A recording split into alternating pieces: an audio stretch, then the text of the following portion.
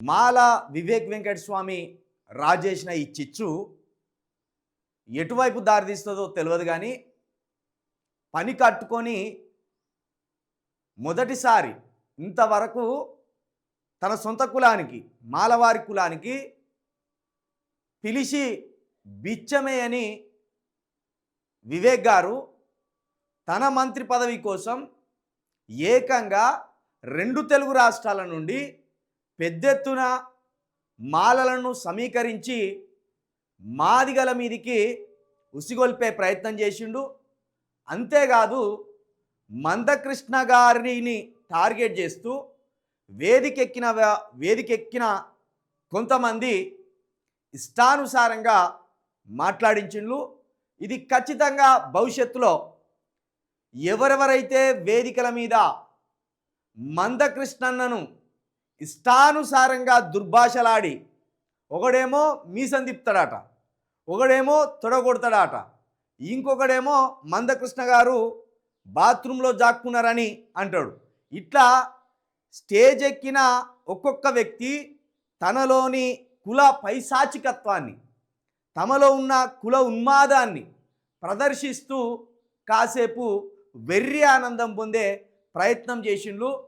తప్పకుండా మీకు రానున్న రోజులలో మాదిగ జాతి మొత్తం మీకు ఎలాంటి గుణపాఠం చెప్పాలో అలాంటి గుణపాఠం చెప్తుంది.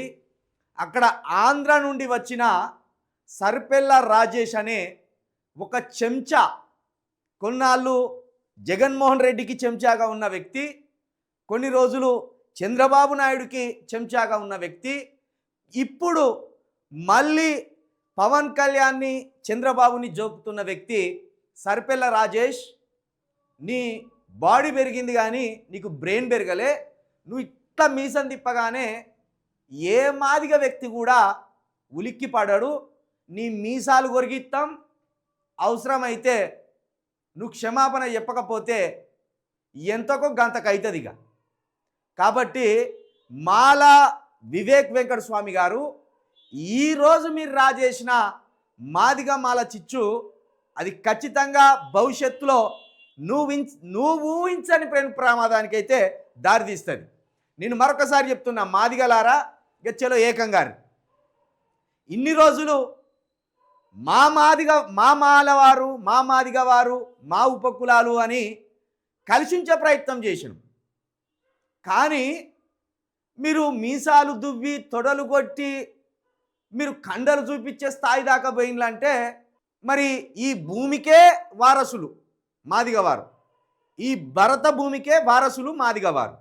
ఇక మరి వాళ్ళు మీ లెక్క ఉచ్చిల్తనానికి, మీ లెక్క పౌరుషానికి పోతే అది ఎటు దారి తీస్తుంది అనేది మా మాల వివేక్ వెంకట స్వామి గారు భవిష్యత్తులో పెద్దపల్లి నుండి తప్పకుండా చూస్తారు.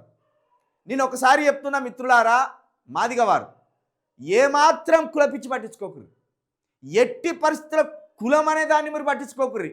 సమాజంలో మాదిగవారు లేని గ్రామం లేదు.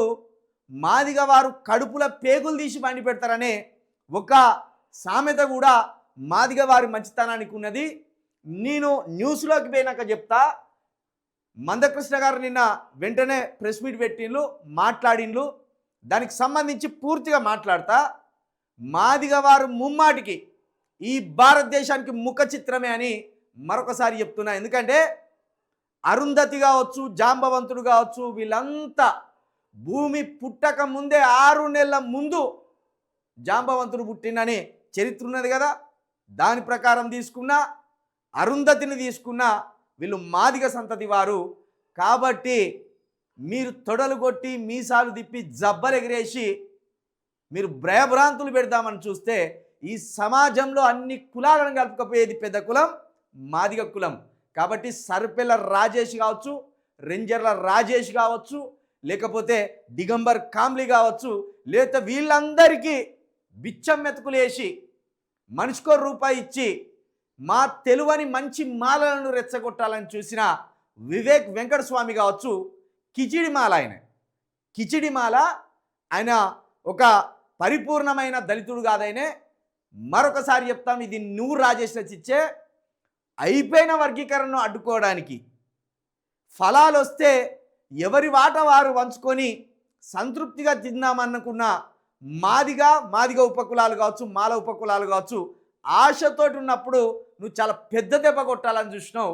ఆ పెద్ద దెబ్బను ఎట్లా తిప్పి కొట్టాలో కూడా ఖచ్చితంగా భవిష్యత్తులో గ్రామాన ఉన్న మాదిగ వారు, గ్రామాన ఉన్న మంచి మాలవారు తప్పకుండా మీకు అంటే స్వార్థపూరిత బుద్ధి కలిగిన వాళ్ళకు తప్పకుండా గుణపాఠం చెప్తారని మరొకసారి మీ అందరికి తెలియజేస్తూ, నిన్న మందకృష్ణ అన్న ఒక మాట అన్నాడు. మీ తాతలు, మీ తాతల తాతలు, మీ తండ్రులు, మీ తండ్రుల తండ్రులు దిగొచ్చిన వర్గీకరణ ఆగదు అన్నారు. ఎంత గుండె నిర్భరం ఉంటే, ఎంత గుండెల ధైర్యం ఉంటే ఆ మాట అనాలి. ఇది గొప్పగా చెప్తలేను. డబ్బున్న వాళ్ళంతా ఒక చోట చేరి 58 ఉపకులాలకు సంబంధించిన ఫలాలంతా మేమే తినాలని చూస్తే ఒక్కడై పోరాడుతుండు కదా మందకృష్ణ అన్న. ఆయన పోరాటానికి గౌరవం ఇవ్వరు మీరు, ఆయన ఏజ్కి గౌరవం ఇవ్వరు మీరు, ఆయన సంకల్పానికి గౌరవం ఇవ్వరు మీరు. సరే ఆయనకి ఇవ్వకపోయిన్లు మీ విద్వేషం, మీ యొక్క స్వార్థపూరిత బుద్ధి.